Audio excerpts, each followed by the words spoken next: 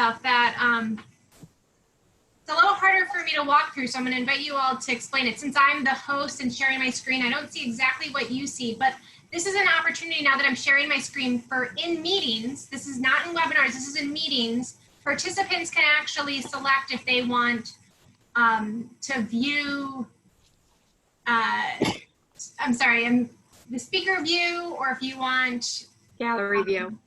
Gallery view, thank you, so I can't see it. And you can also choose, there's a bar, you can move it to the left and the right, and it increases and decreases the size of the screen presented to you, and it increases the space for attendees. Do you all see that? No, I can't I even need get help, on. Lindsay. This is Lauren. I can't get myself on for some reason. I'm on, but I can't see. I'm not on the screen. Oh, Start your video. Can Jane or can Samantha, can you figure that out? My screen is completely taken over with my screen. It's probably because you need to just scroll through and you'll be able to find your video. I see myself. No, my name is up there, but my picture's not. It's not. There's a camera that has a cross through it. So what do I do? Click on that? Click on it. Oh, Yep. Lauren. Yes. That's Lauren. Perhaps, does your computer camera work? Yeah, it's on. And I'm going to get off of this computer then and get on a different one if I'm having trouble. I put a profile picture in today, and so I shouldn't have touched my Zoom stuff. If you go to the three dots and you do the pull down menu, the first thing says stop video or start video. Yeah. So if it says stop video, click it and it'll go to start video. No, and just my picture's up, see? But it's not me. Yeah, Lauren, you might want to try another computer. I'm actually not familiar with that icon. So, Okay, or you I'm want going to leave and I will be back, girls. Sorry. Thanks, Lauren. And that's a reason why we always recommend people, particularly speakers, join early to make sure your audio and your video work. But meanwhile, did anyone figure out how to increase and decrease the size? yeah, on mine, Lindsay, all I do is go to view options and it gives me what percentage I want to make it. Beautiful. Where is the zoom option on your computer? So it's on the very top. I'm on a Mac Air. So it says view options and it lets me do either 50% or 150. It lets me do all different things. I'm on a PC and it does the same thing. It's at the top. Yeah, it says view options, and then there's a drop down menu.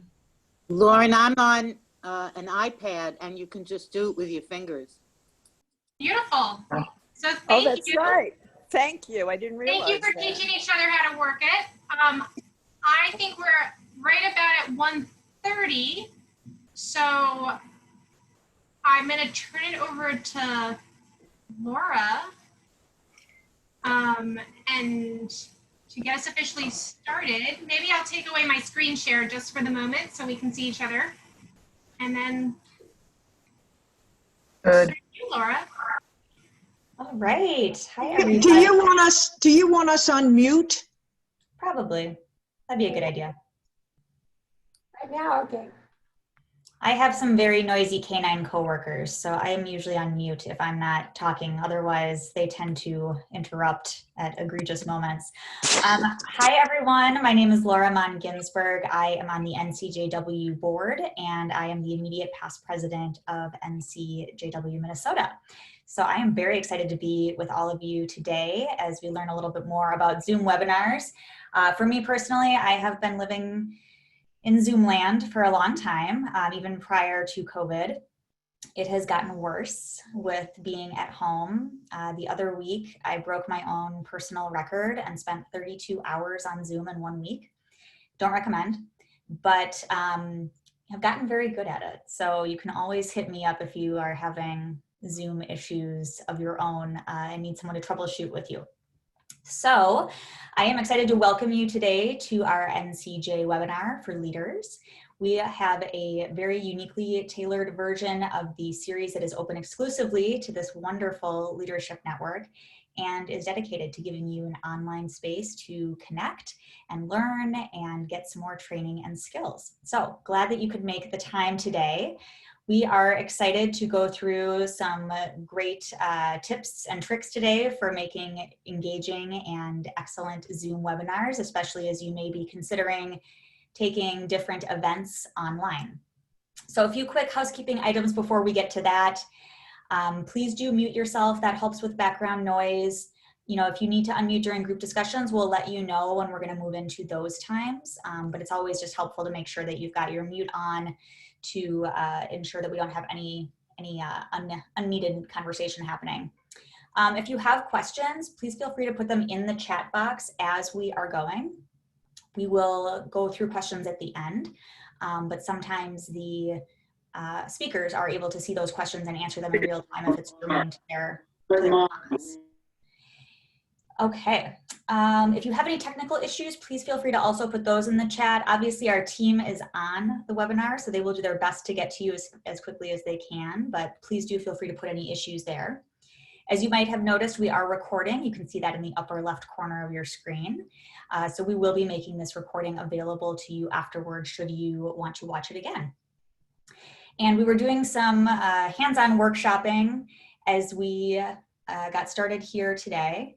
And if you have not already had the chance, please use those 3 little blue dots on the upper right corner of your picture square to rename yourself so that you have your name and your section and your pronouns. That would be very helpful as we move into further conversations. So with that, I would like to introduce our amazing team for today. We have Lindsay Morris, the Director of Engagement and Leadership.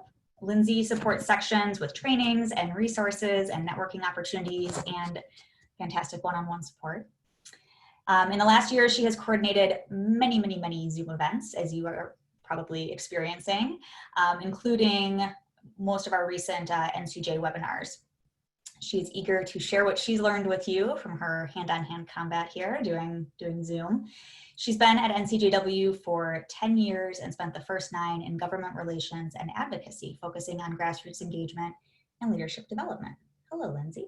Do you want to give a wave to the Brady Bunch square? Okay, Samantha Weil, she's right in the middle of my square, is our Field Services Associate at NCJW. As part of the engagement and leadership team, she manages our NCJ Webinars leadership series and facilitates many of our leadership cohort calls, including monthly section president calls. Whether she's designing virtual or online or in-person events, she is passionate about planning engaging events that mobilize advocacy and leadership. She's been at NCJW for the last 3.5 years. And last but not least, Jane Yamakin is the field manager on the engagement and leadership team. Where's Jane? I saw her before. There she is. Hello, Jane. She started just this March, which as we all may remember, it feels like 10 years ago, but was right at the beginning of craziness. So we are so glad to have her on the team. She has hit the ground running despite the pandemic and is supporting sections and planning and running tech for section and national Zoom meetings and webinars. She has over 15 years of experience in nonprofits, including volunteer management, member services, fundraising, and marketing. So we are very pleased to have the team with us today, and we have a lot of good stuff to get to. So without further ado, I'm going to hand it over to Lindsay. Thank you, Laura. And I am just blown away. We have over 130 of you on today's webinar. We usually have 60 to 80 people on our leadership webinars, and this clearly shows that you are all hungry and eager to learn and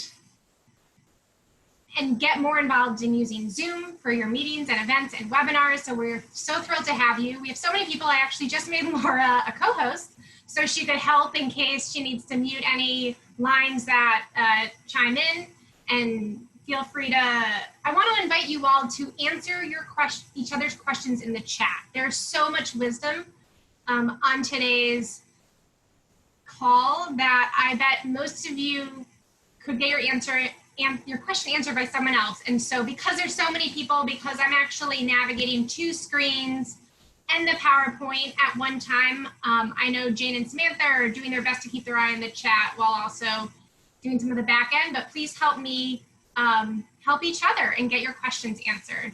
So with that, I'm going to share this screen and we can start on the agenda. All right, so in the next 54 minutes, we are going to cover Zoom webinar functions and how to run the back end, best practices for creating engaging online events, and we'll have time for Q&A. If we run out of time, Samantha and I are committed to stay on for another 30 minutes to go through more of your questions. So know that we are invested for a little bit more time if need be. So as I mentioned, it's really amazing to see how quickly NCJW sections and leaders have transitioned your events, meetings, and programs to Zoom. And while we miss seeing so many of you in person at convention, we're so grateful to offer these online trainings and webinars to you and your sections, and it really gives us an opportunity to see you pretty regularly. And each time we host a Zoom meeting or a webinar or attend a section event, we learn something new. So we're so excited to put together, package all of the learnings and how we use Zoom to share that with you and create a space for you to add to those best practices. As I mentioned, I invite you all to use the chat to respond to questions that come up. And know that we have a lot to cover today. So I'll do my best to speak slow. And if you have questions, write them down and probably they'll get covered at some point in the next hour. I do want to underscore the point that each time I host a webinar or a meeting on Zoom, I become more and more comfortable. I learn from my mistakes and identify what practices work for me. And I expect the same will happen to you. I don't want you to go into your first Zoom webinar with the expectation that it's going to be perfect. We are all learning. This is a new system for all of us, and it's okay to say, oops, and pick yourself back up and move on. We are all, we should all be patient with ourselves and kind to ourselves and to each other if we make a mistake. So I just want to remind all of us of that. And I want to note that Zoom is regularly adding features. So it's possible that in a few months, some of the settings that I mentioned to you might have different components to it. So just wanted to name that. So let me just see, Samantha, did you have a chance? We do. We have a fun poll that we're going to set up. So I'm just going to use a poll. I'm going to launch a poll and ask you guys a question so we know who's on today's conversation. The question is, how much Zoom experience do you have as a host? Have you never run a meeting or a webinar on Zoom? Have you hosted 1 to 5 meetings on Zoom? Have you hosted 5 to 15 meetings on Zoom? Or have you hosted webinars on Zoom? So let's just take a, 10, 15 seconds to answer that. I'm seeing the answers still coming in. We're at about 75% response. And I will end the poll in 5 seconds as the responses are slowing down. All right, so I'm going to share the results. And I'll say this is what we have. I've never run a meeting or webinar on Zoom. It was 34%, so that's good to know. We have 26%, a quarter of you that have said, I've hosted 1 to 5 meetings on Zoom. A little more than a quarter of you, 34%, have hosted 5 to 15 meetings on Zoom, and 6% of you have hosted webinars on Zoom. So we have a lot of wisdom in the room. Let me ask a quick question. I saw a private chat to me that my volume isn't great. Can people hear me okay? Do I need to speak up? I'm seeing nods and thumbs up. I'm seeing some, if you're saying no, maybe increase your volume. So thank you. All right, let me go back to sharing my screen. And I apologize for those of you who are still not hearing me well. It's a great reminder that we have closed captioning today. So if you're having trouble with the audio, it's another great reason to have closed captioning. Please click on the CC icon on your screen, and so you can see the closed captioning. All right, so just because of time, I'm gonna not take too long on this, but while you're listening, if you want to share in the chat what virtual events your section has coming up, how you're thinking of using Zoom for meetings or webinars, you can share the event title or type of event. And just a reminder, if your events are open to the public, we'd love to include the information in our section spotlights in the monthly newsletter. So Samantha, I'm putting you on the spot, but if you can quickly find that link for how people can submit the information, if you could put that in the chat at some point, then we can hopefully include it in our September newsletter. All right. So, requesting to use National Zoom account. So we're so excited to be able to offer you the use of our Zoom account for your larger Zoom meetings and webinars. We know that each time you want to add more people or webinars, it costs more money. So we're happy to offer that to you. We have 2 Zoom webinar accounts, one that we use for our national events and then one we've set up for section events and webinars. And our Zoom account can serve 500 participants. I want to name that there are some limitations to some of the behind the scenes nuances for Zoom settings because you don't have a Zoom login in our account, and there is still so much control and flexibility you'll have if using our Zoom account. So if your section doesn't have a Zoom webinar, be sure to complete the form with the link online. This is actually a different form than I just mentioned to submit an event coming up. But this is the form online. It'll be included in the follow-up. And you'll receive an email confirmation. It'll look like this picture. It says Google Forms. Thanks for filling out. Request a Zoom webinar using national account. And then it'll actually share with you all the information you've submitted. And then you'll hear from one of us in the next 2 to 3 business days. So something I forgot to name is that,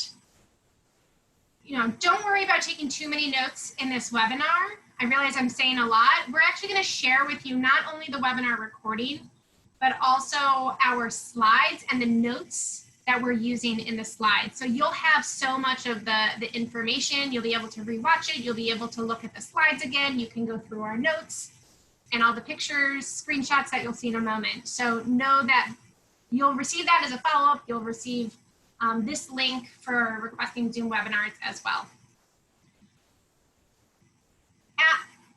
So when you join the webinar, kind of fast forwarding a bit, but when you actually join the Zoom webinar, Samantha, Jane, or I will actually be on because we'll have to kind of hand over online the Zoom host to one of you, and we'll talk more about that.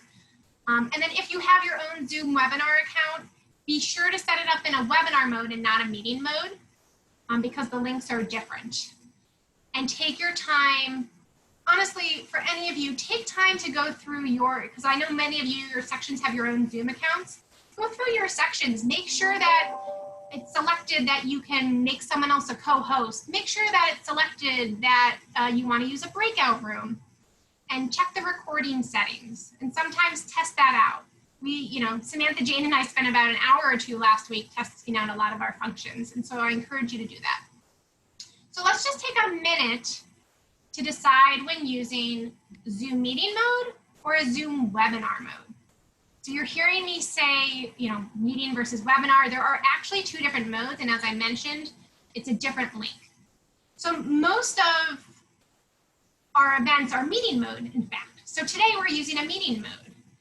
It's more of a community aspect, so you can use it to build relationships between attendees. I think someone said before the webinar officially started, that attendees can chat one-on-one with each other. Attendees have video and audio, so you can see each other and hear each other. I apologize, I'm going to turn off my Outlook so you don't hear any background noise. So I apologize for those noises, they are all gone. And as I mentioned, the meeting mode has a breakout room, which is a great way to build relationships, brainstorm with smaller groups, use interactive projects. So webinar mode, different from the meeting mode, really focuses on panelists or presentations. The attendees join, they're muted, and they have no video. A host can unmute an an attendee and can move them to be a panelist, but attendees don't know who else is on. This is something you've probably experienced on our Tuesday webinars. There's also a Q&A function, which is a different way to submit questions to panelists. This is not offered in meeting mode. It's only offered in webinar. And the chat is available, but attendees can only chat with panelists or with panelists and attendees. There's no one-on-one interaction between attendees. As we'll go through shortly, many of these features can be adapted during the meeting. For instance, the host can actually turn off the chat function if you'd like. And you can prevent attendees from unmuting themselves in a meeting. So today we're going to focus primarily, oh my gosh, I'm so sorry. I invite you all to actually unmute yourself and interrupt me if the wrong slide is on. So I apologize. This is the slide that I was going through about which mode to choose. If you can visualize the meeting mode, it's just what I talked about, where it's a community aspect and breakout rooms, and then the webinar mode focuses on the panelists and attendees are muted. So I apologize for not having the correct slide up. So today, we're going to focus primarily on Zoom webinars. Though much of what we'll be discussing is important to know when hosting Zoom meetings as well. So a Zoom webinar roles. And a lot of this information will be, as I said, we'll share with you our slides and PowerPoint, but there's also an incredible library of resources on the Zoom website. And I encourage you, we'll send out some useful pages they have, but they have pages about Zoom webinar roles. They have information about how to use Breakout on Zoom, and even some short videos. So I really invite you to check out Zoom and the resources they have on their website. So Zoom roles. You only have one host. The host has full permission to manage the webinar, panelists, and attendees. So in this meeting, I'm actually, I think, the main host. The host can mute panelists, stop panelist videos, remove attendees from the webinar, determine what attendees see, and more. And we'll go through that. So you want to determine who will be the host prior to the event, being mindful that the host can relinquish their host role during the webinar by giving it to someone else. So as I mentioned, when you start your Zoom webinar, Samantha, Jane, or I will be on. We'll be the primary host, and then we're gonna give that host privilege to someone in your section. So at that time, when we join, the webinar will have officially started when we get on the meeting, but then the host will have to make sure for your webinar that you officially end it when your webinar is done. I'll show you how. And then when that happens, everyone basically gets kicked out of the meeting. If you have your own Zoom account for webinars, you do have a little bit more control with settings, and that's something I invite you to play around with, or you can get in touch with us offline. So co-hosts. I believe you can have up to 25 co-hosts.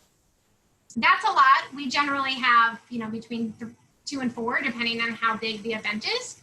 But the co-host can be helpful to manage attendees and stop and start the recording. And the host can assign co-hosts during the meeting. For your webinars, you'll also have panelists. These are generally your speakers who kind of don't do the back end. And panelists are full participants in a webinar. They can be seen and heard by attendees, share their screen, and the host can turn panelists' audio and video off. And they can prompt them to turn their video on. I want to emphasize the word prompt. So it's a new privacy setting in Zoom that hosts and co-hosts can no longer turn on someone else's video or audio. You can only invite them to turn it on. And I'll show you what that looks like shortly. And then attendees are view-only participants who can be unmuted if the host chooses. Their view of the webinar is also controlled by the host, and they can interact with the host and panelists through the question and answer in chat. As I mentioned, the attendees see something different than the hosts and co-hosts. We recommend having someone in your organizing team join as an attendee and keeping an eye on what the webinar looks like and making sure the view is what you want, making sure the correct people who are speaking are up, or that the slide is up, or the correct slide is up, and that you can text or email each other if you need to fix something. And as I mentioned, hosts can make attendees a panelist or a co-host at any time.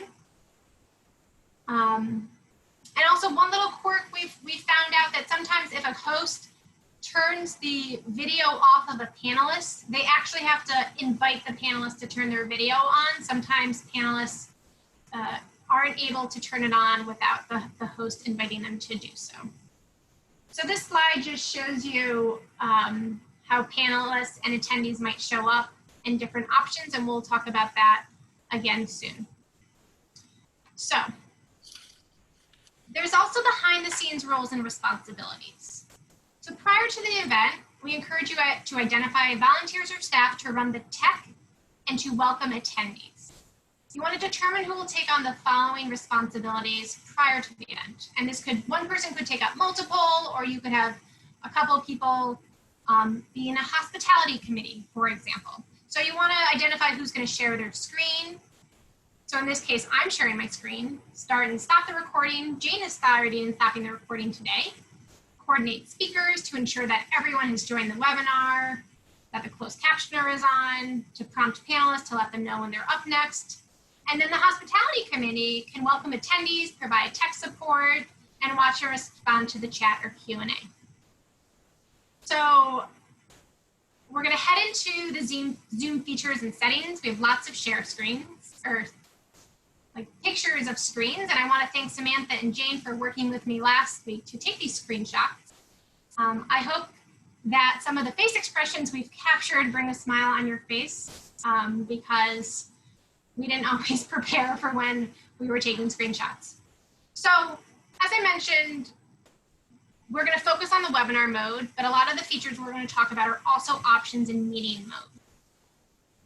So the slide here is basically the back end of what it looks like for a host on a webinar. We're going to go through a bunch of these icons in the bottom, one by one. And what I do want to name is, I'm going to say a lot, and I don't want you to get caught up in this, because a lot of these settings are already predetermined prior to your event. I just want to share with you that you do have control during the event. If you want to change items around the chat, and someone needs to know how to record and invite panelists to be in the panelist rooms. So let's dive into some more screenshots. So the first thing, and this is important for all Zoom meetings, whether it be a webinar or a meeting, is your audio options and settings. So most people know how to mute and unmute themselves, but sometimes we miss that there's this little caret right next to the mute option. And if you click on it, you get this whole pop-up of audio options.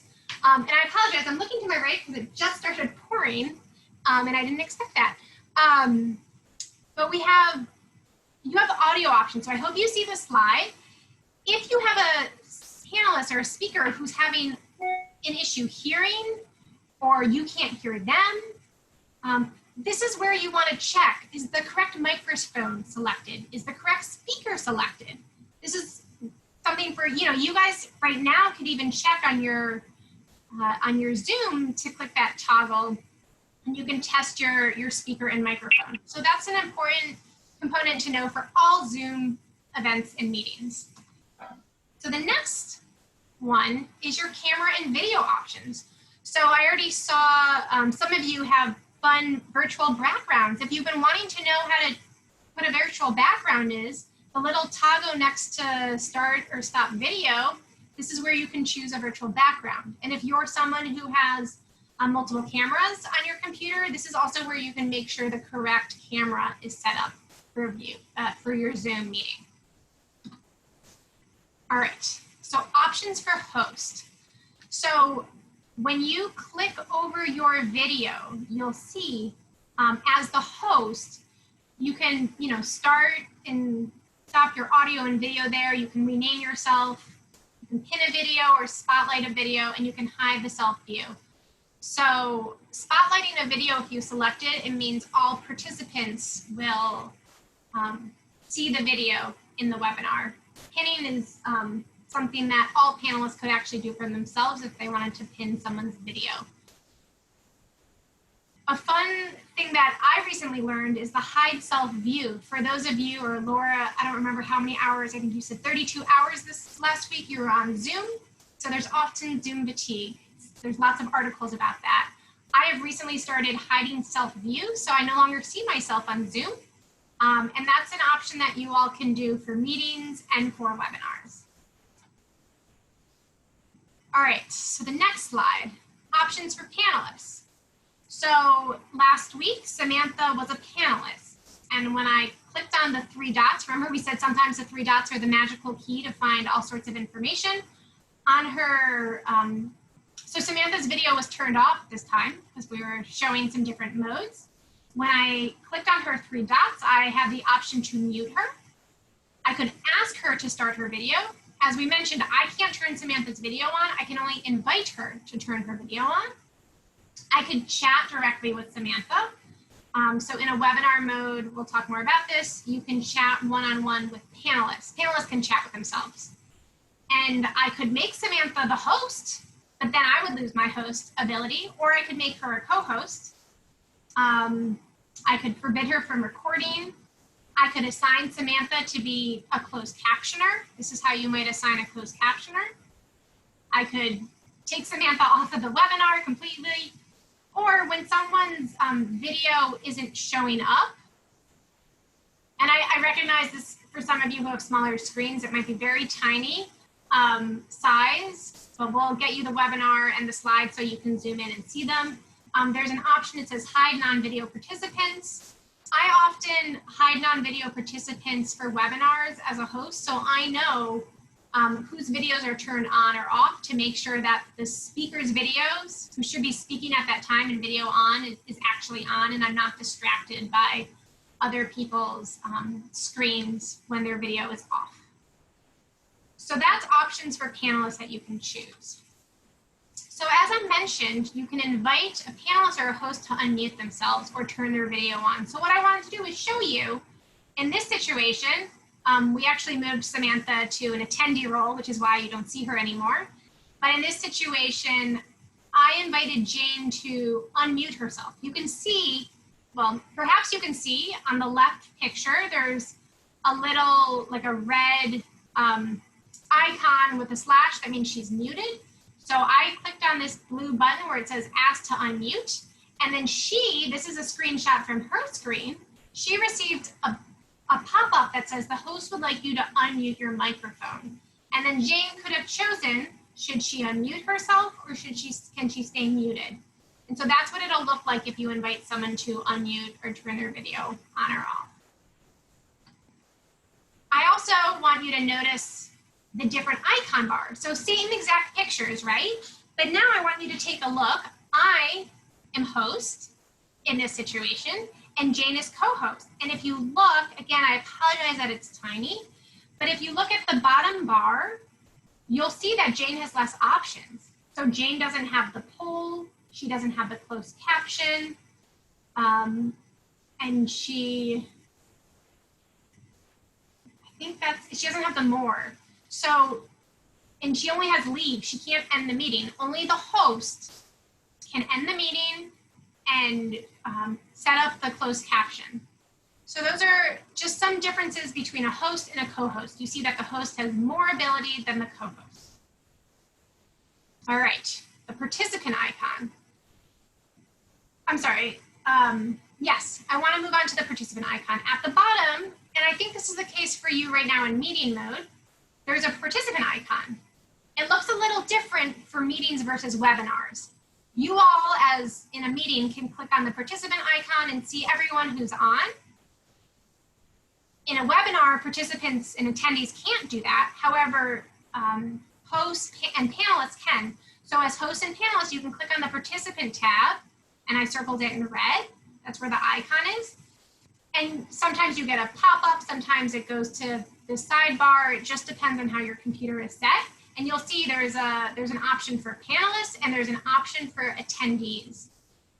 And it's labeled, it says Lindsay Morris, host, that's me. It says Jane Yamakin, co-host. And then Samantha, it doesn't say anything, but she's listed under panelists. So I just want to share with you some options in the participant icon. So I apologize, I don't want to confuse you. This screenshot was taken when Samantha was actually an attendee, which is why she's no longer showing up.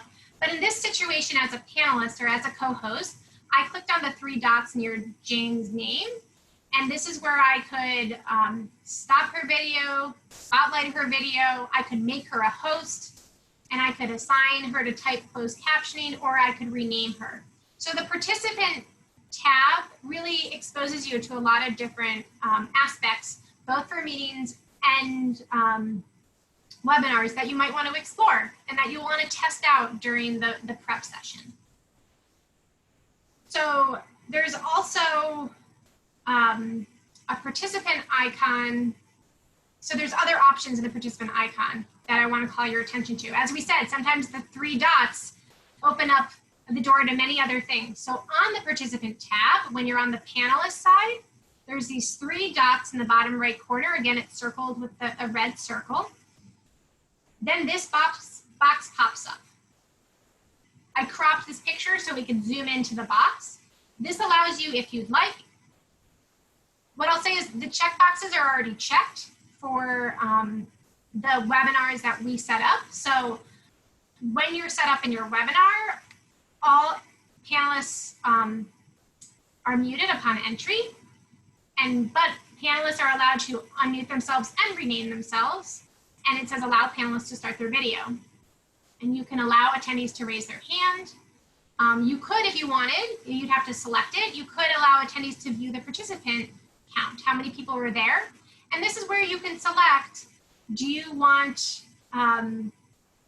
participants or attendees to see what the host is seeing? So what I see in my screen, or it can be always the active speaker view, so that's whoever's talking, or always the gallery view.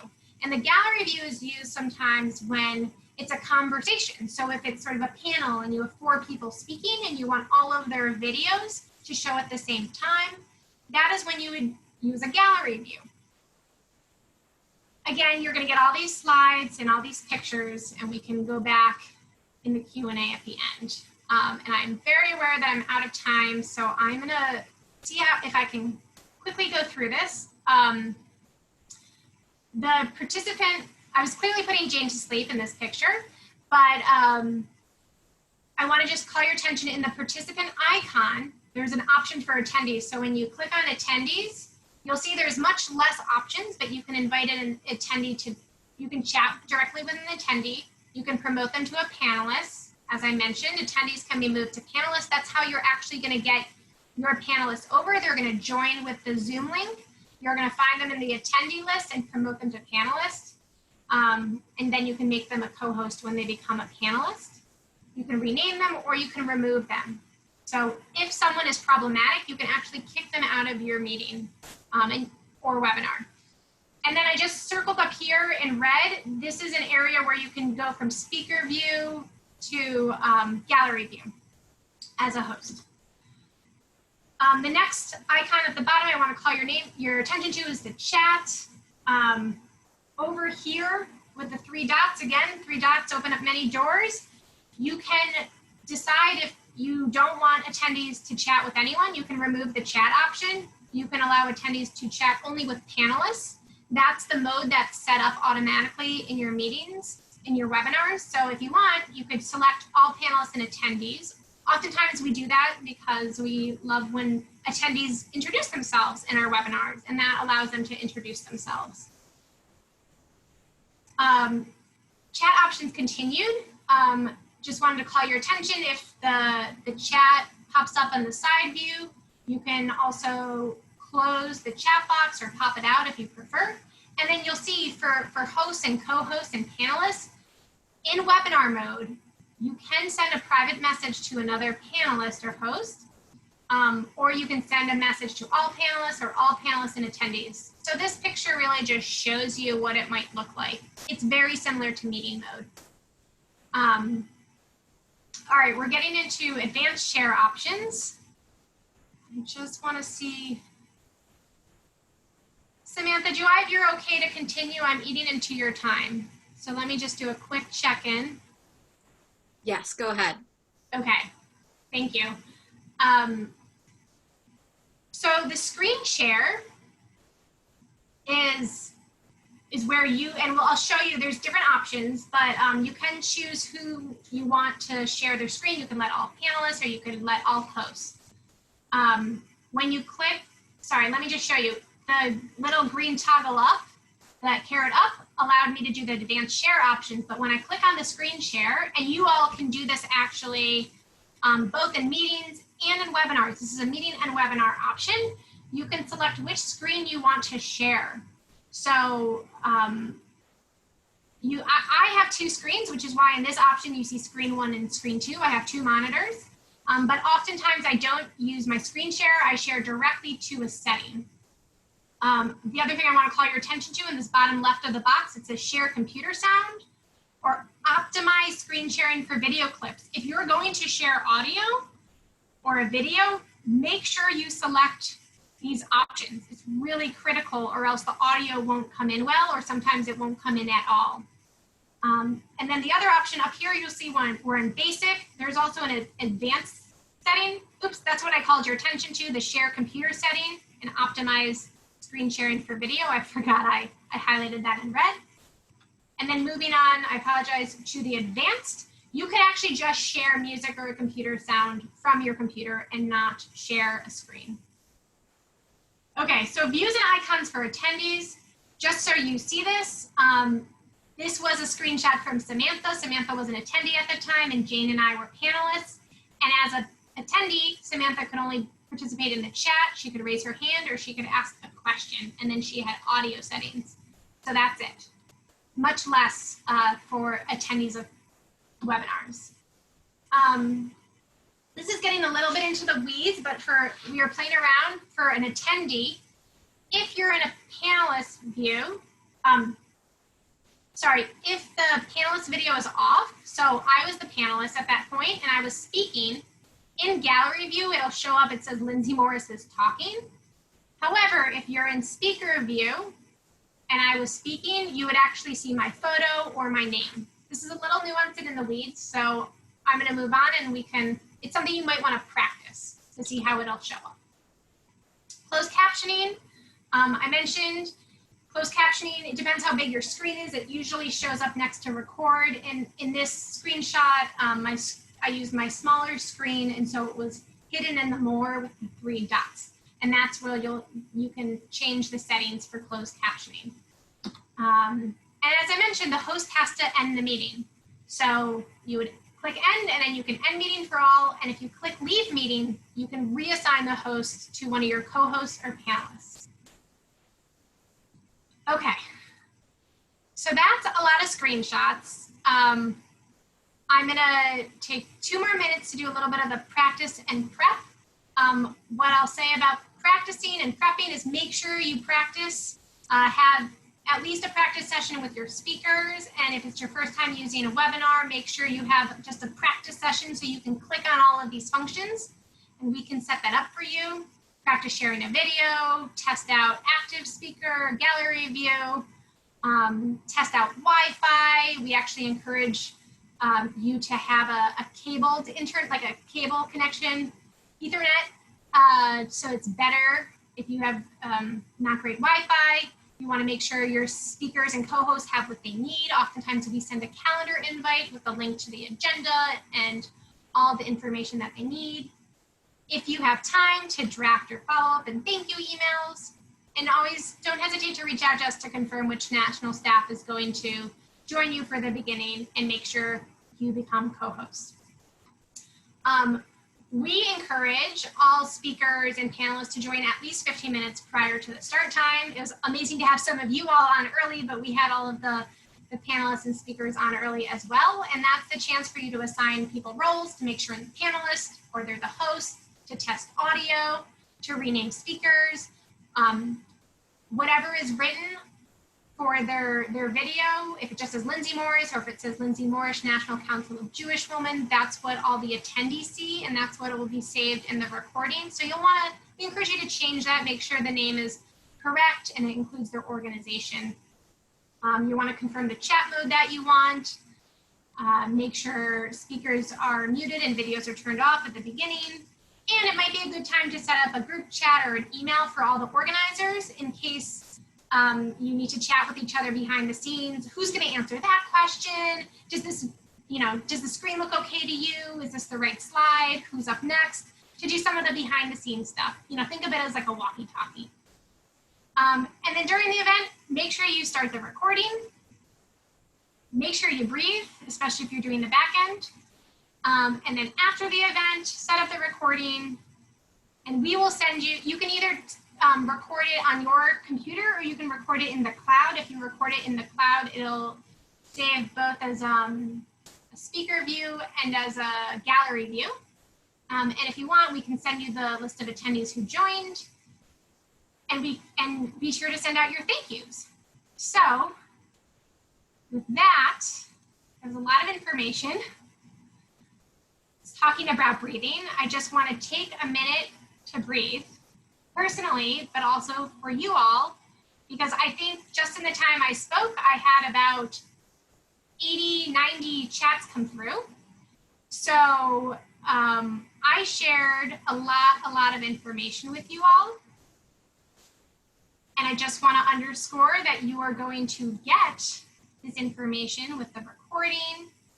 We're going to send you our PowerPoint and the notes. We also have a best practices on Zoom and the basics, links to helpful Zoom resources. We'll actually share with you our agenda as well in our remarks, as I mentioned. So you have a template as an agenda. You can use our PowerPoint as a template. And if you have helpful templates from your section, we'd be happy to include that in the follow-up. So I just want to invite you all to just take some breaths, because I just threw a ton at you. And for those of you who are new to Zoom, I imagine you're just like, I don't even know where to start with the question. And that's okay. Take a breath, stretch, maybe pick your arms up, roll your shoulders. You've just been staring at a screen, some of you for an hour because you joined early. Look out the window if you have a window. Just physically move your eyes from the screen to rest your eyes. Take a moment to get some water. We're going to transition to Samantha, but I just want to give you all a moment. Write your questions down. We are here to answer them, but Samantha has some, if you can think about it, even more best practices, but just gearing us in some other thinking. So take another breath again. I'm going to turn it over to Samantha. And thank you for staying in it. I don't think we've lost anyone yet. We might have lost a couple people, but again, we're going to get this to you and you're going to figure this all out. I know you are. So let me turn it over to Samantha. Let me know, Samantha, if you want me to share the screen or if you want to do this prompt without the screen. We're going to start without the screen, and thank you, Lindsay. I also see a number of great questions coming in on the chat, so we're going to talk a little, share some best practices between sections, share some best practices that National has learned, and then we'll go back to some Q&A and answer some questions that we haven't had a chance to get to in the chat yet. So if you have asked a question in the chat, don't worry, we will get to you. But I want to start by just asking a question. Every time National runs a webinar or a meeting, we learn things. Every time you run a meeting or a webinar, you're learning best practices. And so I want to start off with the question, and please post in the chat, what tactics, activities, practices have made your event successful and engaging? So what have you done so far in the last 6 months of really everything being on Zoom that's made your events really successful or engaging to your members? And I will just take a second to let people write and then call some out from the chat. If anyone feels really strongly and wants to quickly chime in, feel free to just unmute yourself and call out. We'll take about maybe 3 over the phone while these first ones come in through the chat. So if I'm saying screen sharing and video clips has been one way to make it more engaging, music while waiting for the meeting to begin, live singing performances, using polls so it's interactive,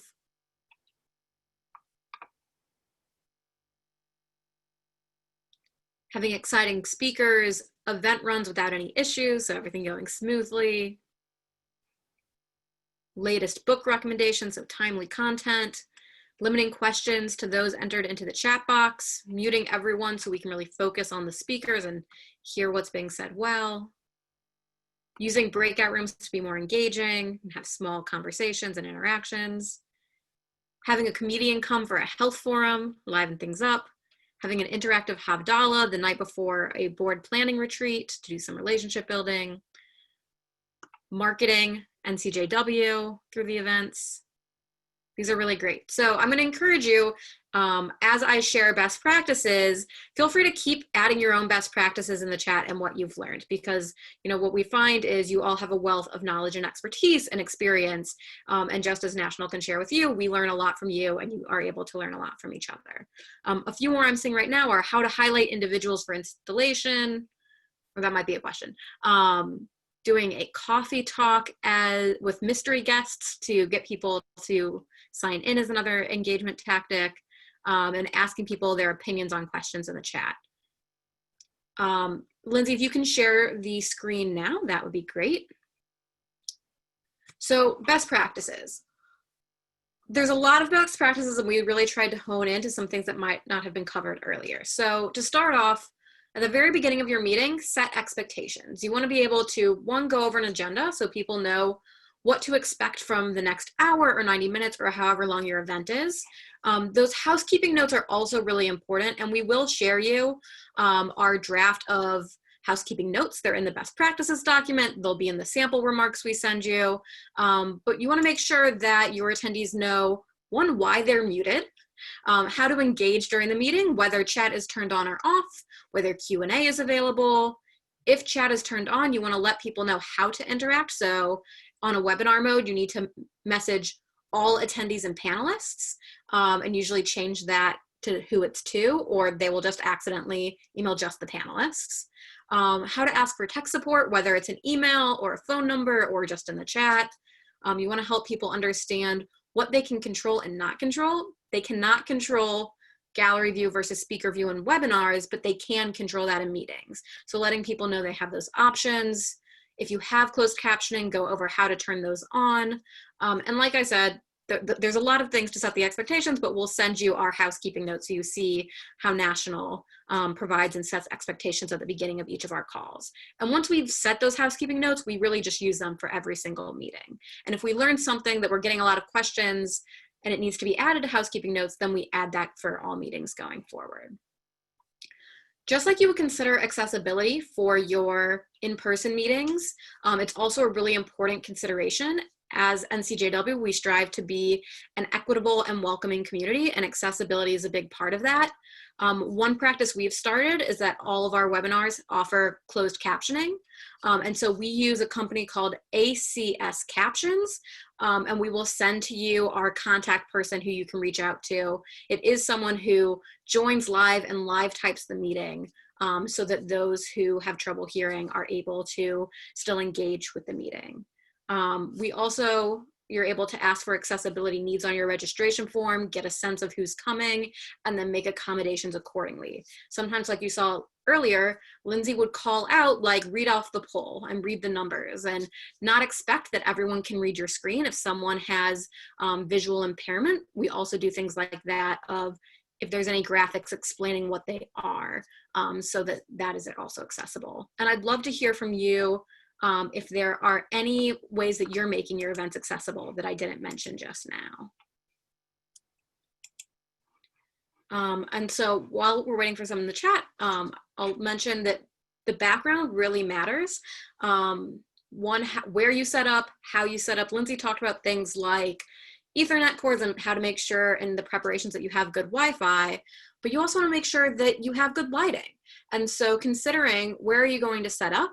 Is it well lit in that they can see your face? What happens if it starts to rain or the sun goes down and gets dark outside? Will you still have good lighting? consider setting your computer up on a few books or something so that the camera is at eye level. If you have multiple screens, make sure it's set that you're actually looking straight into the computer with the camera and not to the other so they get a side view of your face.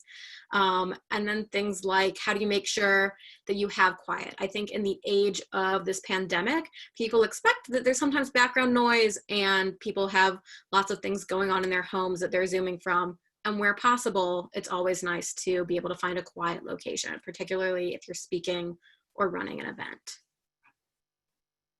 I also want to point out that you can use the Zoom backgrounds, and I will point out that Debbie from Chicago on this call, if you kind of scroll over and look for her, and sorry I'm calling out Debbie, has a branded NCW background. And so Chicago North Shore section has done this really well, that they've provided a branded NCW background that they then use for all of their events or meetings. Sacramento provided them all to their speakers at a recent meeting. So it's just a really nice way to add some additional branding. And speaking of branding, you really want to make sure that the NCW logo and colors are visible at your event, that people know that this is an NCW event. National uses a branded PowerPoint template for all of our presentations, so we will be sharing that out with you for you to use. We also make sure if we're not using the template that whatever we use, our logo is visible and that we lift up NCJW and mention it in our remarks and throughout that meeting. Great, Lindsay, I think you can go to the next slide. Great. So focusing a little bit more on the content you're planning, planning and preparing is really key. So what we've done right now is shared this graph with you that shows time, speaker, description and activity of what's happening, what's on screen, and then any notes. So we timeline out every event of ours, like down to every few minutes of who's speaking, what is the activity, what's on screen, so that the person running the screen share knows what to be doing. If they're showing a video, that would be on here. And then any notes so that anyone can pick this up in case there's a crisis and run your meeting, and that speakers know what to expect and what their role is. And it's just a really helpful planning tool. So we'll be sending out our sample agenda so you can kind of see what a meeting looks like for how we plan it. I also want to encourage you, this is a great tool to help you diversify your content. You know, attention spans are getting shorter and shorter, and particularly when we're sitting on screen, you really want to make sure that you are changing activities every so often. Usually where possible, we say like anywhere from like 7 to 15 minutes is a good time to change. And that's not always possible. So thinking about how do you keep up the pace? Who's speaking? Are you playing any videos? Do you have music engaged? Is it a panel? Is it a few speakers speaking one at a time? And how do you kind of change up that content, weave in dialogues, weave in chat prompts, just make things feel like they're moving and going and it's not just one thing for a really long time.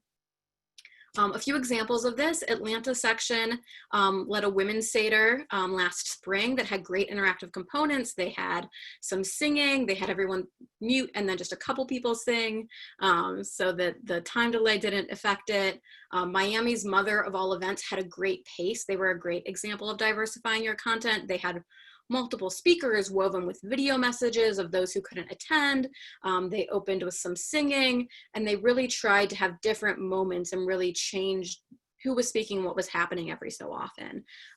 They also wove in multiple fundraising asks, so that repeat messaging, as they changed content at each stage, they would make the fundraising ask beginning, middle, and end of the event to really hit that message home. And then another piece that really helps create engaging events is planning in advance and intentionally what are the interactive portions of your event. So how can people not just sit and listen, but how can they engage? And so planning whether or not you're going to use the chat or the Q&A. We usually plan in some chat prompts of what we're going to post in the chat and ask people to interact with, or some dialogues we want to start. So what prompts and questions are we going to sprinkle throughout to discuss for just a couple minutes here and there? Using polls to gauge audience response and just change things up a little bit. And then we really encourage you for the meetings mode to use breakout rooms. It's a really nice way for people to interact with each other. We've seen success of like Bergen County after their installation of 100 people in attendance, split into breakout rooms so everyone had time to interact. At National, we found sometimes that if we split out into a breakout room early on in our agenda, it kind of gets the mood flowing for people to interact, and then they're a little bit more interactive in the chat and vocal throughout the rest of the meeting because you've started them off with talking with each other and relationship building. Bergen County also did an interactive auction off of thrift store items in their chat. So they had people actually make pledges in the chat that they could follow up with. They had a few plants to get it started. And so that was a really nice way to have some interactive fundraising.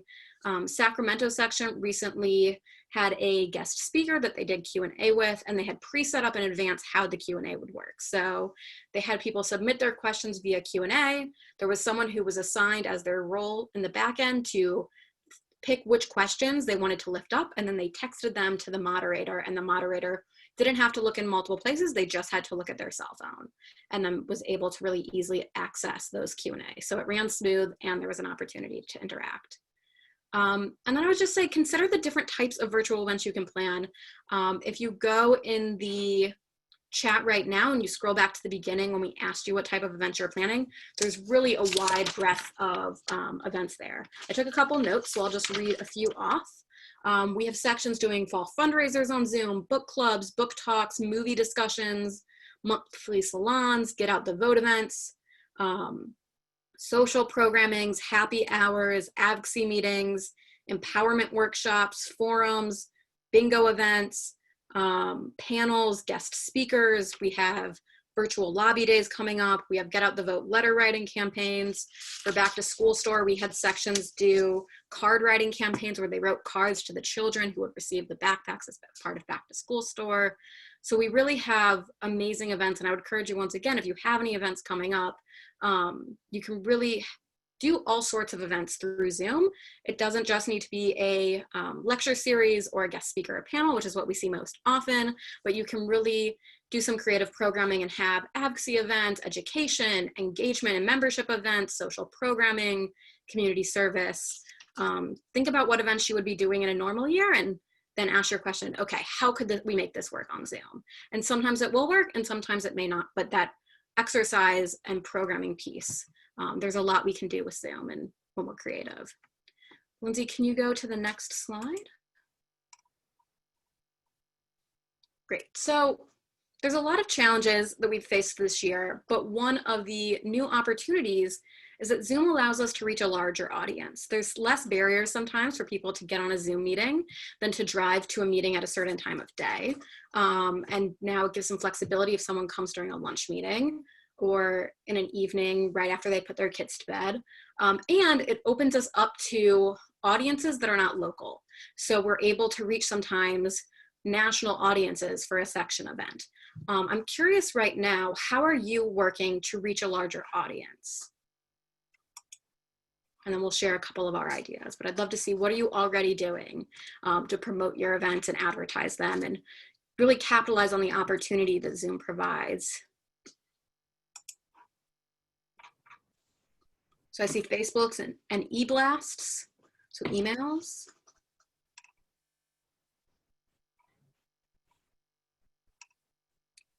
Email. So since we're running short on time, I think we're just gonna go to the next slide and I'll continue to read out. Putting this event in the leadership newsletter, co-sponsoring with other groups, bring a friend, which is a great idea, sharing events with coalition partners, the local synagogue, sharing events with, we got coalition partners again. So a lot of these we also had thought of, local online newspapers. So I would consider promote on all of your communications channels, whether that's email, every social media account you have, your newsletter, mailings, really trying to promote through multiple means. Partnering with your coalition partners, local organizations, and other NCJW sections is a wonderful opportunity. You can bring in other audiences.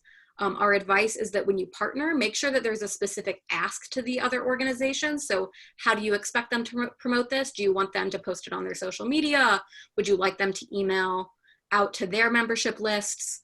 And so make those specific asks to really encourage them to promote your event as well. And what we're seeing right now is NCJW sections working together. It's a wonderful opportunity to bring NCJW communities from across the country together. Invite the NCJW National Network. So now that we're on Zoom, anyone from anywhere in the country is able to attend. And so we really encourage you to do things like share the event in our monthly leadership newsletter, encourage other section leaders to invite their membership, maybe co-sponsor your event, post in the NCJW Action Facebook group, and really just try and lift up this opportunity to NCJW sections across the country. We all kind of have a similar audience. So when you're reaching more like-minded women and people across the country, it's a great opportunity. The one piece that will make your promotion that much more effective is if you have a simple registration form that is easy to complete, and that every time you promote your event, you should be linking to your registration form or giving the instructions for how to register. And one piece just to note, right now we are seeing there is a drop off to expect between your registration numbers and your actual numbers. Don't be disappointed if you have, let's say 500 people register, but 300 people show up. That is still amazing. Right now, a lot of people will register for an event because they want the recording. And so, or something comes up last minute and they think, okay, it'll be recorded, I'll still be able to get the content on my own schedule. And so plan with that in mind, do more promotion to get more people registered, knowing that slightly less attendees will show up. And then one more slide. Lindsay, we can pause or I can do this. I think this is our last slide. Great, so I will keep going. I'll try and make it short and sweet. When you're planning your event, think through the before and after of that attendee experience. So the experience really starts with promotion and what they see that drives them to register, but then what happens between registration and when they show up at the event. So making the Zoom login easily accessible, and have an email address where if someone loses the Zoom link, they can email and get that Zoom link. We often find that people lose it in their inbox and need to be reminded the day of. Are you sending out a reminder email the day of or the day before? So that's easily accessible.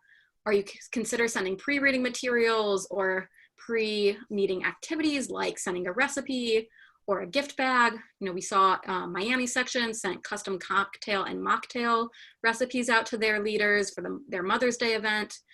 St. Louis's Celebrating Women event this fall will send gift bags to everyone who is local in advance of the event to make it that much more special.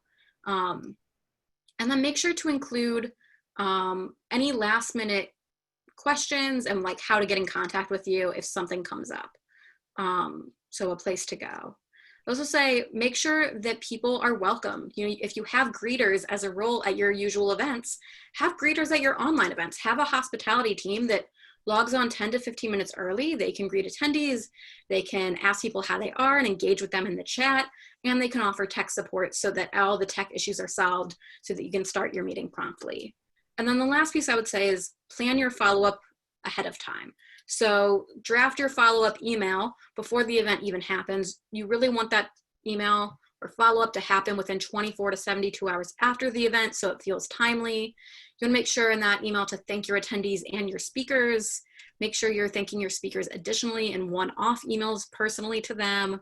And then think about what you're sending in the follow-up. Is there an action item that you want people to take? Are there resources you want to use or to share with them? Promote your upcoming events so those people don't just show up to one event, but they show up again and again. And then there's also the relationship building opportunity of this.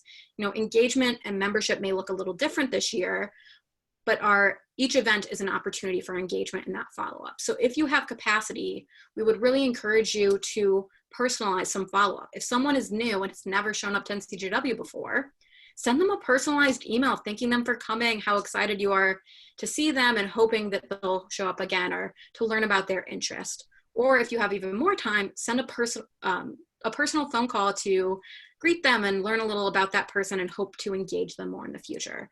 So being intentional about, I think, both of these spaces can strengthen the attendee experience that much more. I know we're a few minutes over now, so I think I will pass it back to Laura to close us out officially, and then we will stay on, Lindsay and I, to answer any questions you have. We know we threw a ton of information at you in this last hour, so we're happy to stay on and answer more questions. Well, there's obviously a lot to be covered, hard to get to all of it in one session, but thank you for all that information. As has been shared a couple of times, the recording will be shared with everybody who registered. So we will get that out to you, as well as some other resources and tools to make your next webinar fantastic. There's going to be a poll on the screen about this webinar. We would really love your feedback on how this went for you and other things that we can do to improve future trainings. There it is right now, perfect. And if you have additional feedback and you want to reach out to Samantha directly, her email is sweil, W-E-I-L, @ncjw.org. So we have a couple of things coming up. Just want to make you aware of them before you hop off. We have a special event where you can learn more about promoting and protecting the vote with Stacey Abrams, as you see on your screen right there. That's going to be September 15th, so make sure you have that on your calendar.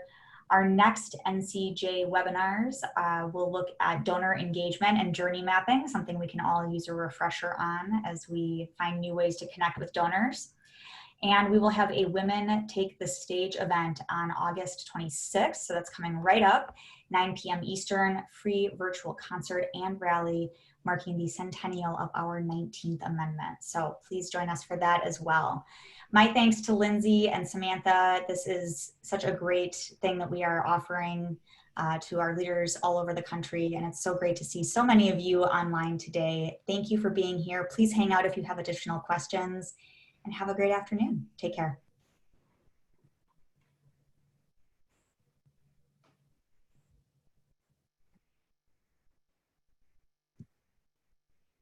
Great. So for any of you who want to stay on, we're happy to take questions now.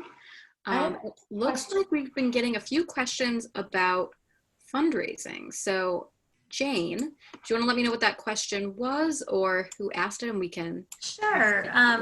Jill had asked, a lot of these are free events, but there was an interest in fundraising around events. And certainly we've seen more and more of that as sections are realizing that they're not going to be able to fundraise in the way that they have previous years. So I don't know if there's more specific questions about what that can look like or what we've seen that look like. But I did want to mention that certainly fundraising is now becoming a part of the events as well.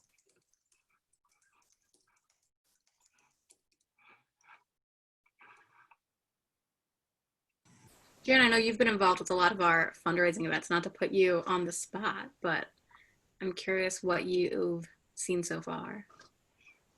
Sure. I know Valencia Shores, I don't know if anybody's still on, but we've been working on their series that they actually have coming up for the fall. And I believe they've invited other sections also. So they are having registration internally where people are contacting them for their community. They have tear-off sheets and mail-in registration, but my understanding is they'll probably be accepting it over email as well.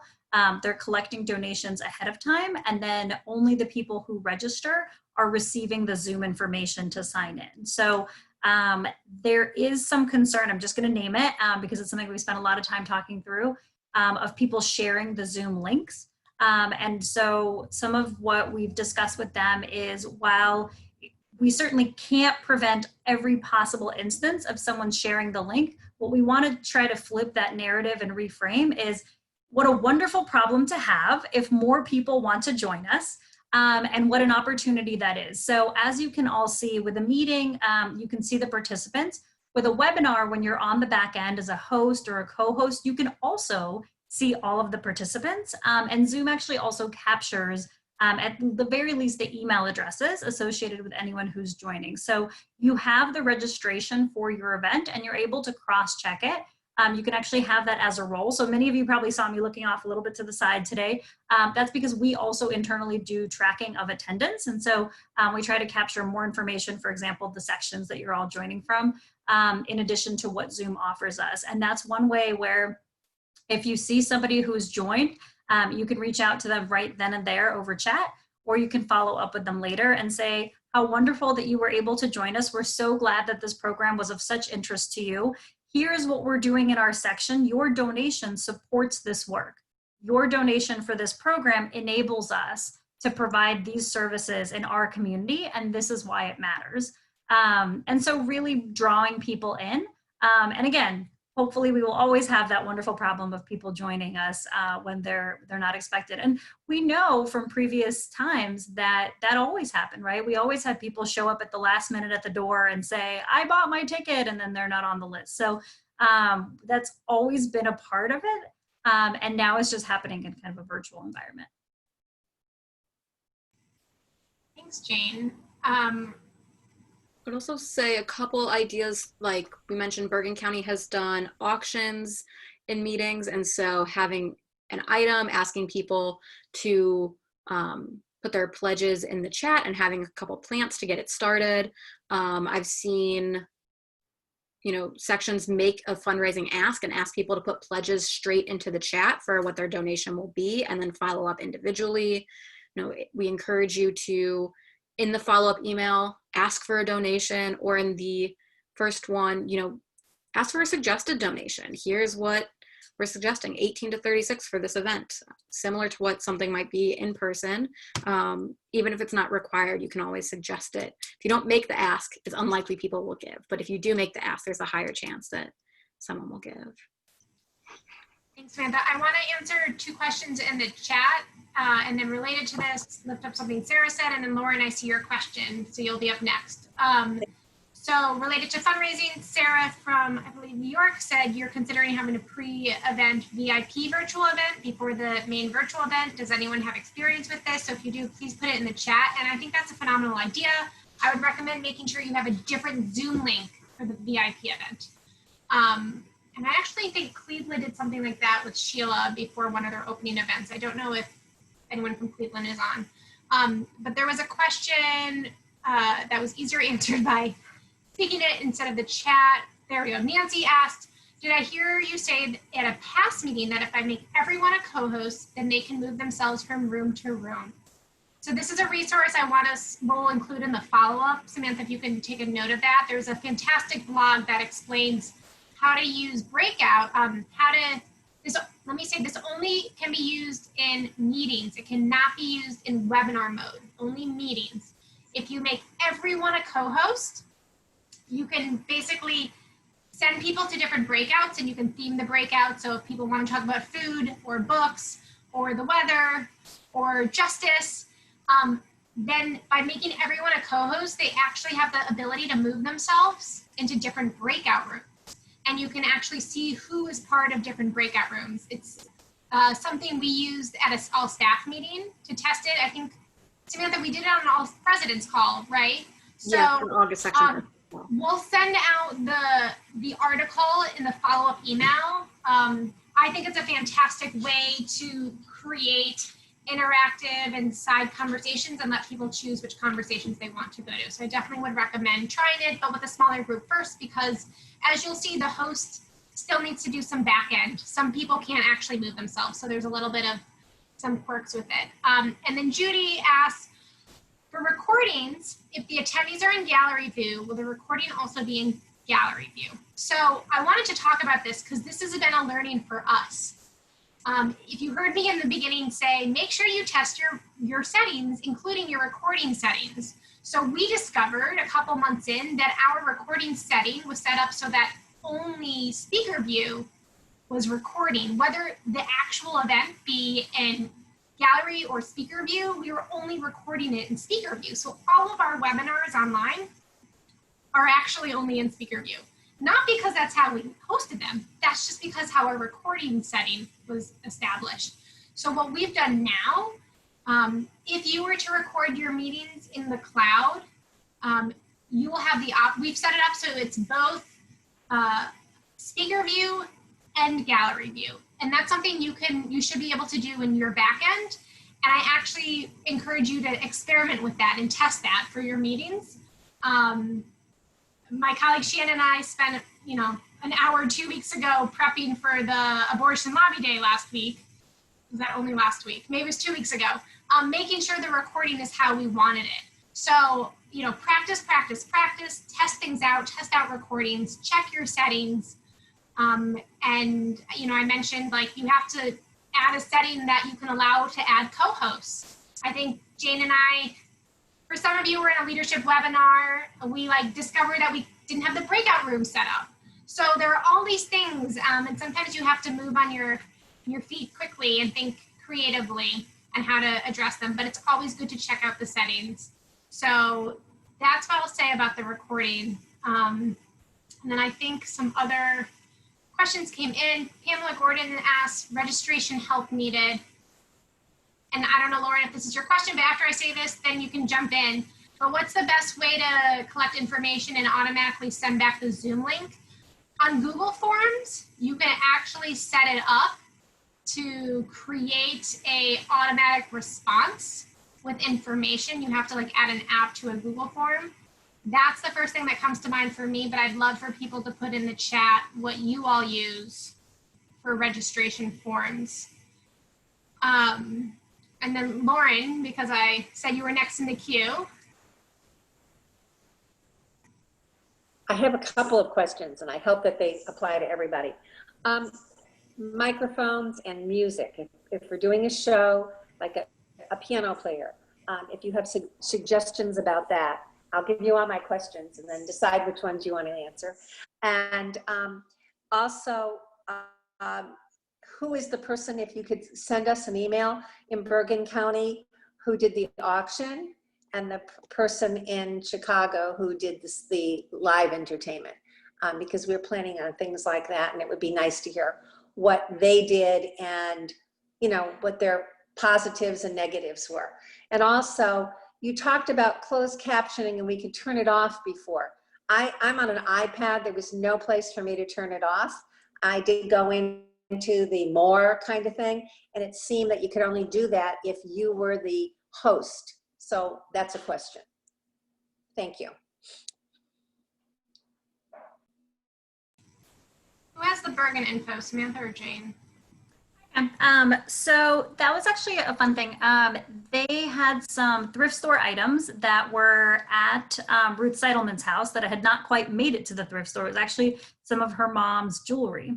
And so throughout their installation, as a fundraising component, Ruth had slides of photos of the jewelry, and she offered that up for auction. So at the time that those photos were shown, people could make bids and could make their pledges. So it was very simple, and you could really do that with just about anything. It was sort of an interactive component.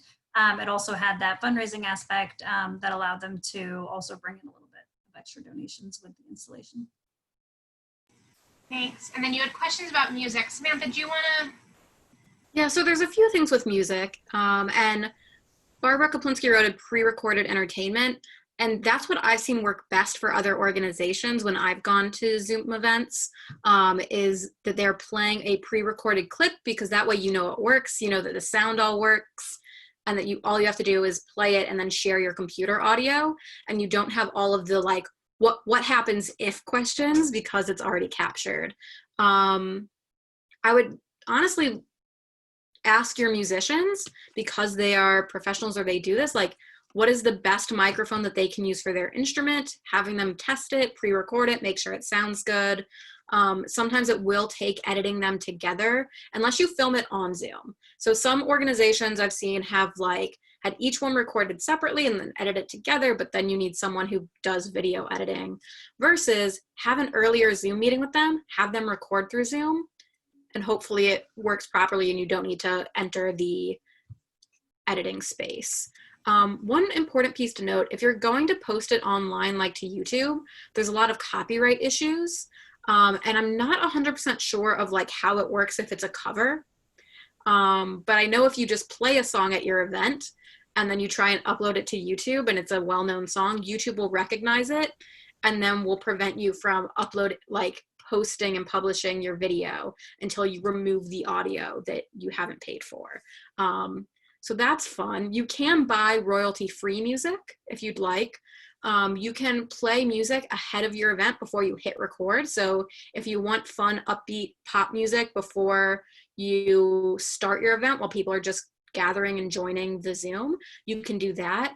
I think at an NCJW webinar, we had a moment when people were going to call their lawmakers and we wanted to play music, so it wasn't just silence. We paused the recording played the music and then restarted the recording so that we didn't have the copyright issues. And I just want to mention, practice it. So ask the musicians ahead of time to test it out with you, have people on as an attendee, and practice it. Thank you for bringing up iPad. I actually don't own an iPad, and so you all teach me what your abilities are on an iPad. I don't know, Jade or Samantha, if you have an iPad, but it's not something we do. So Lauren, I unfortunately don't have an answer for you, because you have just informed me more about iPad capabilities. I'd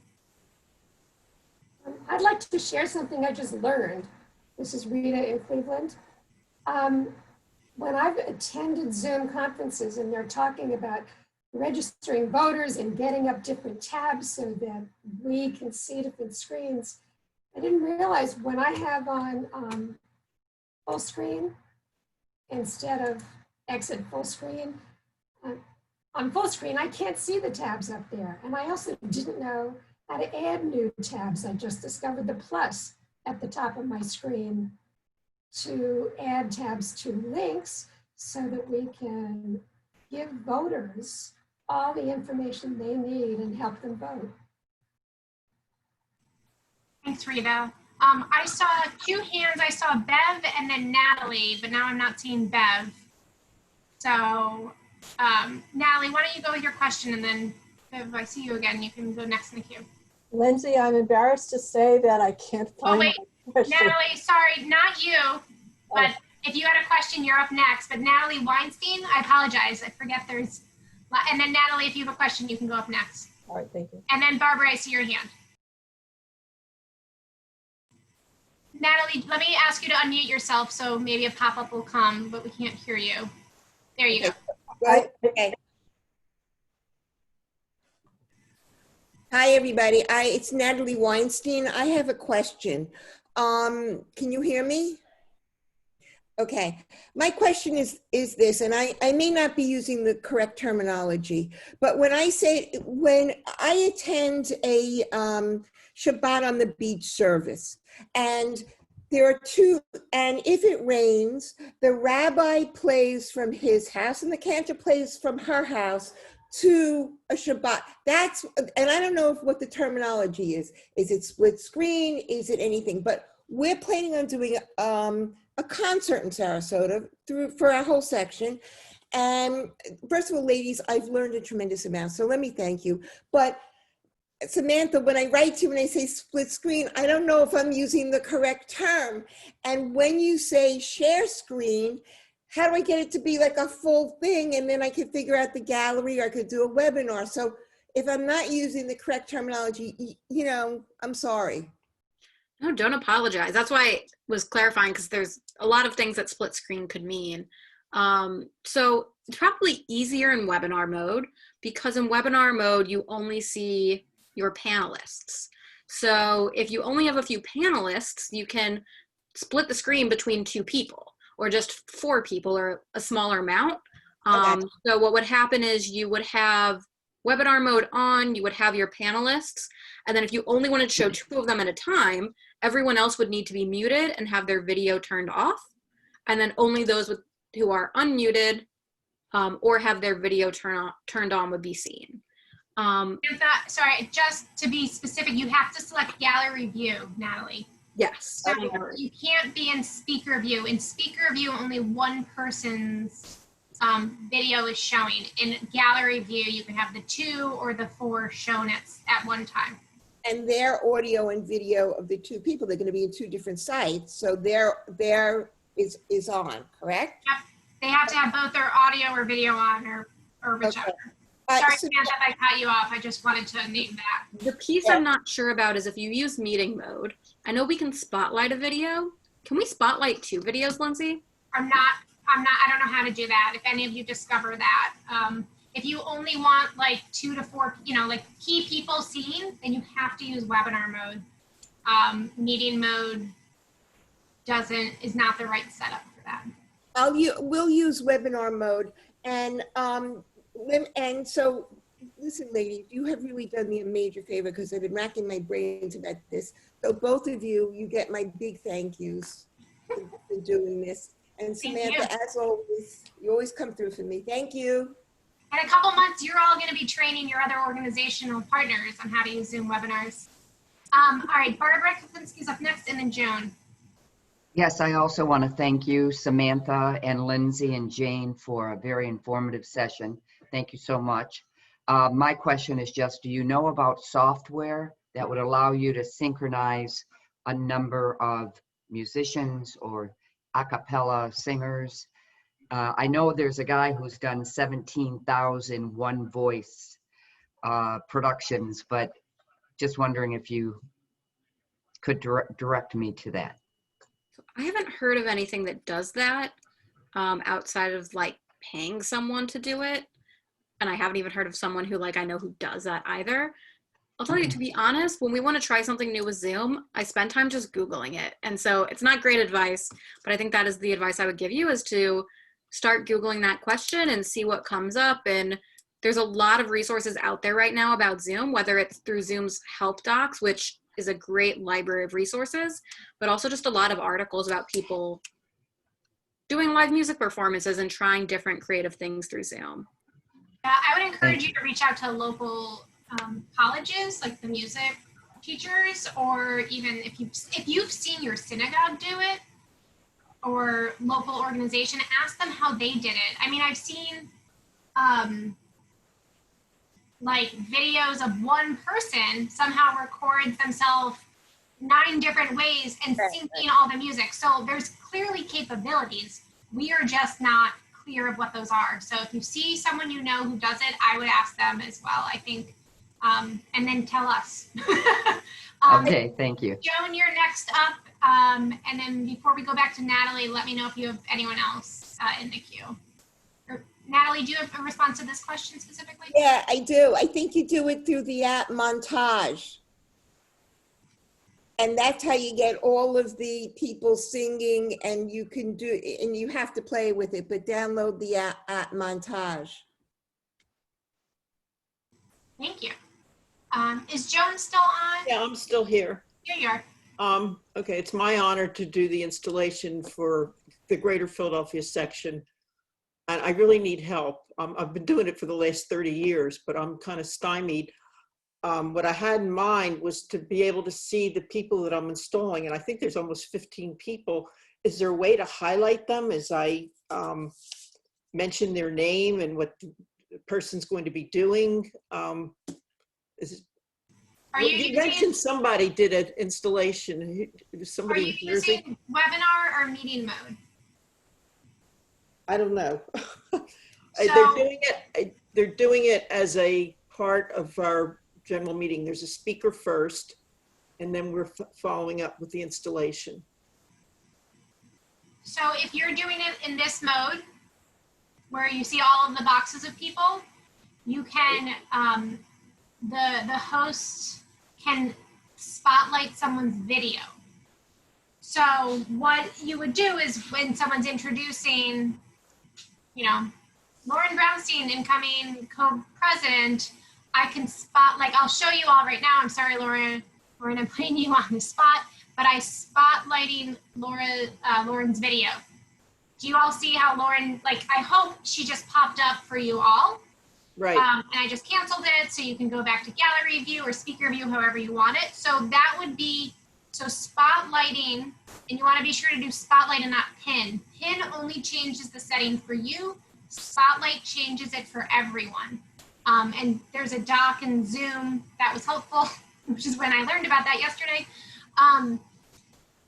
Another way, I think Sacramento had these fun virtual backgrounds. They, all of the incoming board had the exact same virtual background, just a different name in their position. So that might be a way you want to do it.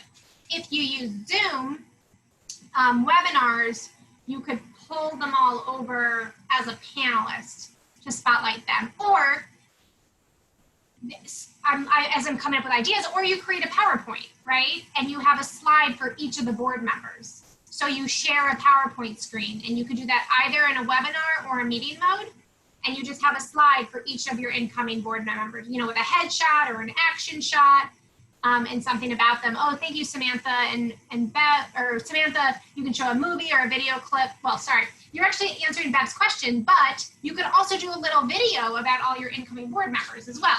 So that's another technique you could use. I think that might be more than we're willing to sit through. I've always been stressed that, to keep it short. So yes, so spotlighting them, you're probably going to want to do a meeting mode like this is my guess, because it's more relational and an opening meeting. It's nice to see people. So you'll want to spotlight the board members as they're named. One way, here's a tip for you all. If you have 100 people, and you're like, how am I ever going to find that board member in the list of 100 participants? Make all of your speakers co-hosts.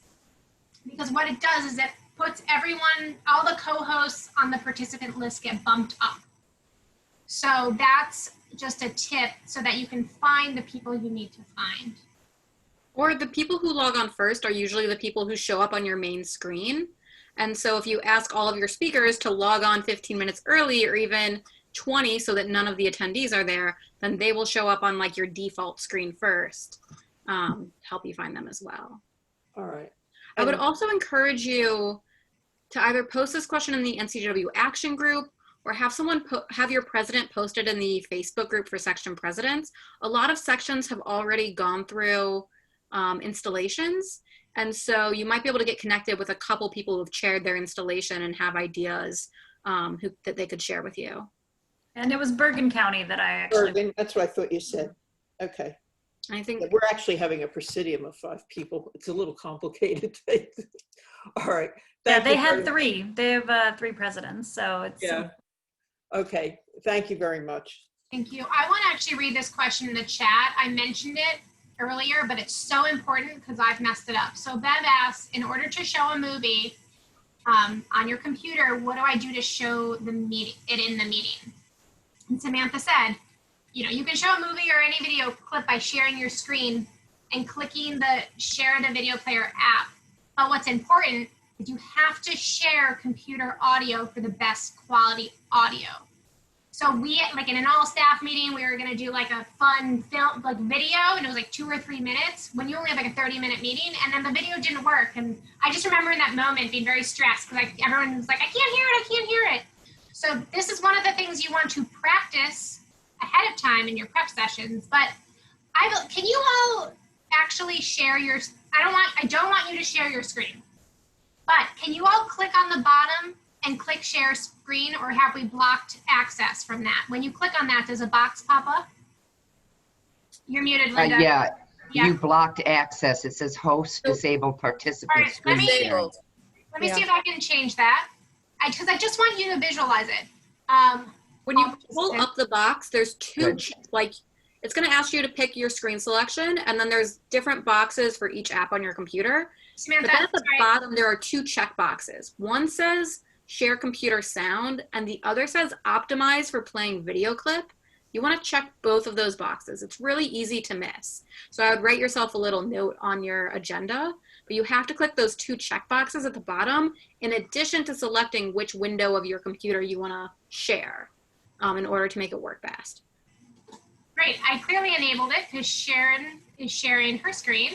I'm gonna stop sharing Sharon's screen. So now you all should be able to click on share screen, and don't select a screen to share, don't share, but you'll see what Samantha just said, the bottom left, it says share computer audio and optimize screen share for video clip. And you can click on that. Do you see that? Yeah. Yes. That's good thing. Yes. Great. Alan, you figured out how to share your screen. So now we're seeing your screen. So I'm going to stop it. So when you're running a meeting, be mindful if you set it up so that anyone can share their screen, that could just happen. A couple months ago, I didn't know how to stop someone's screen share. So, teach yourself how to stop someone's screen share. And actually, this is important. Hosts, I didn't take a screenshot of this, but for meetings, the host and Jane and Samantha, your co-host, do you have a security icon in the bottom? Or is it just me? It's just me? What is it? This I have a security icon in the top that says you are using enhanced encryption. No, so Zoom I know it adds, says allow participants to remove participant, which is Right. very valuable. at Oh yeah, I times. do have that. okay, so hosts and co-hosts of Zoom meetings, because in meetings, it's more participatory, right? Any of you can share your screen. Any of you can unmute yourself and start shouting if you want. You know, I'm sure you heard when like random videos of porn or anti-Semitic stuff popped up kind of in early COVID. So Zoom added this feature, it's an icon, it says security. For hosts and co-hosts, it's after stop video. And when I click on it, I can lock the meeting. So that means you can prevent anyone else from joining. You can create a waiting room. Sometimes a waiting room is nice. Who are we muting? All right. I love muting people in Zoom.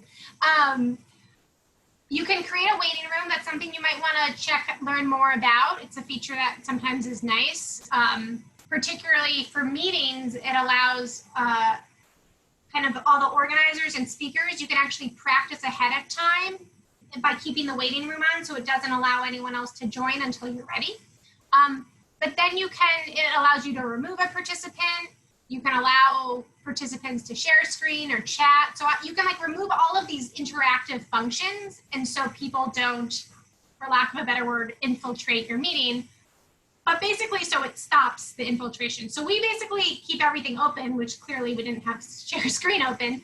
But there are security measures. So as a host, you don't have to like end the meeting. You can just kick the person out of the meeting. Linda. So One of, with us, Oh, go there's ahead. a lecture, Jane's been working with us. And my question is, he's going to speak, we're gonna introduce him and the president's gonna speak for 2 minutes or whatever, but he is the main focus and he will speak probably for about 45 minutes. Everybody else is gonna be no video, no audio. Do we keep a spotlight? Should we spotlight him? Is that the best way of doing it? You'll be in webinar mode, so it actually won't matter. Oh, okay. Got it. You don't have to worry about it because you won't have all the Brady Bunch. You'll just have him in speaker view. Okay, but now what about us as panelists though, or co-hosts? How do we just turn our video off? Is that and audio? Got And it. your audio. Yeah. Okay. The beauty of the webinar mode.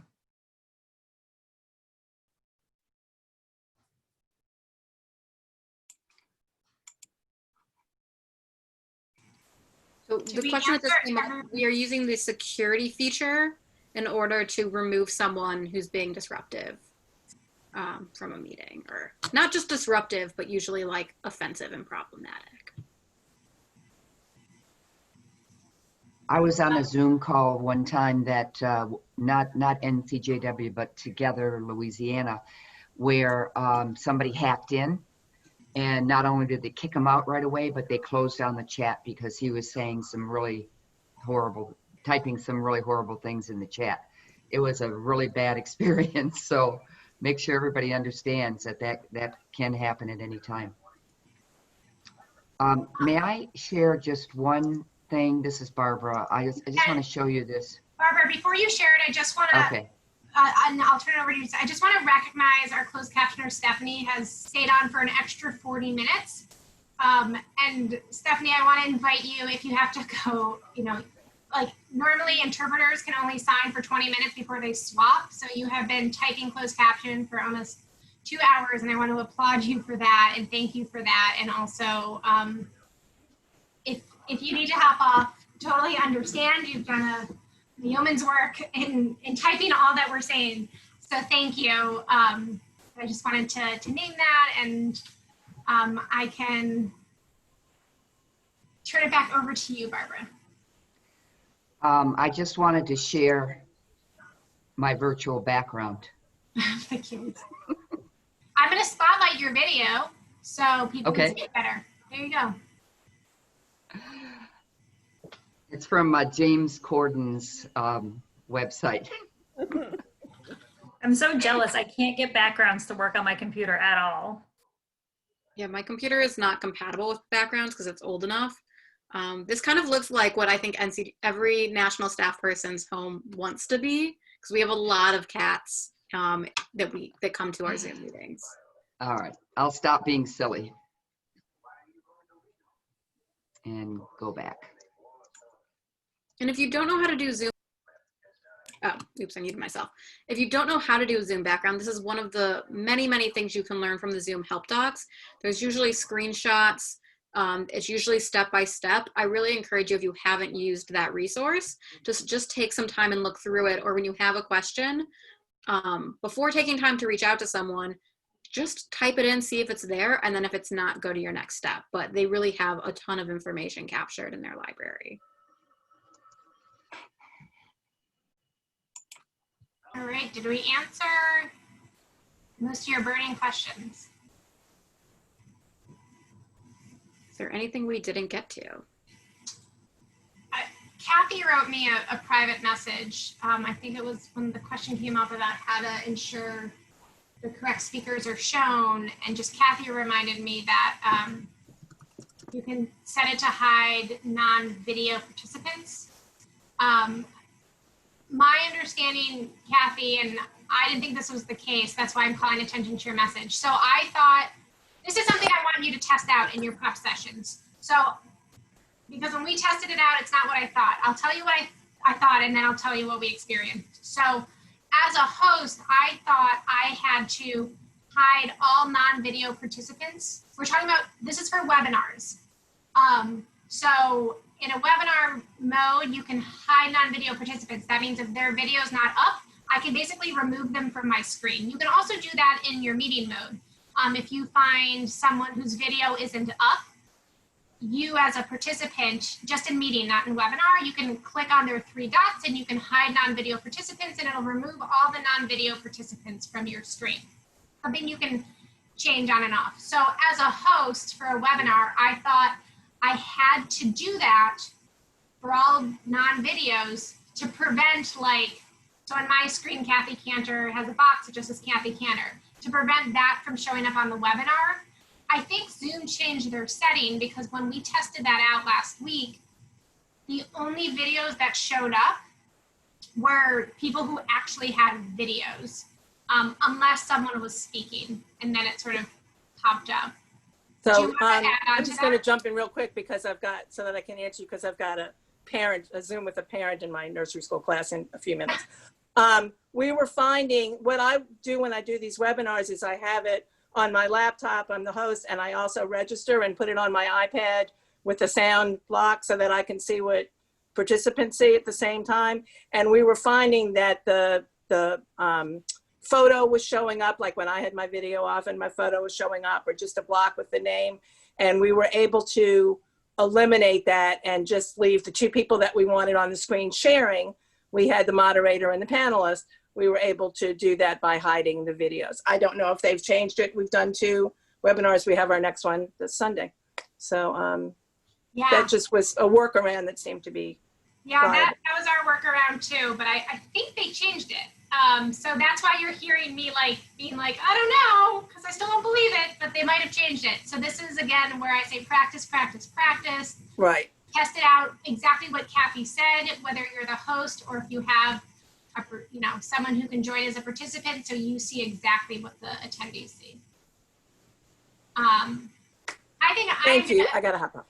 Officially call this, thank you, Kathy, because we are almost at a 2-hour webinar, and it's recommended to not meet for more than 90 minutes. And so it's amazing that we have kept you all this long, but we're now down to 20. So thank you all. We are going to send lots of follow-ups. I know you're all going to do amazing with your webinars. I'm eager to hear about it, and appreciate you all jumping in and leading into this discomfort of running webinars and meetings. But you're all doing amazing work in your community, so thank you for that. And keep up the great work. Thank you. Thank you. Have a wonderful Monday. Bye, everyone. Thank you. Bye. Thank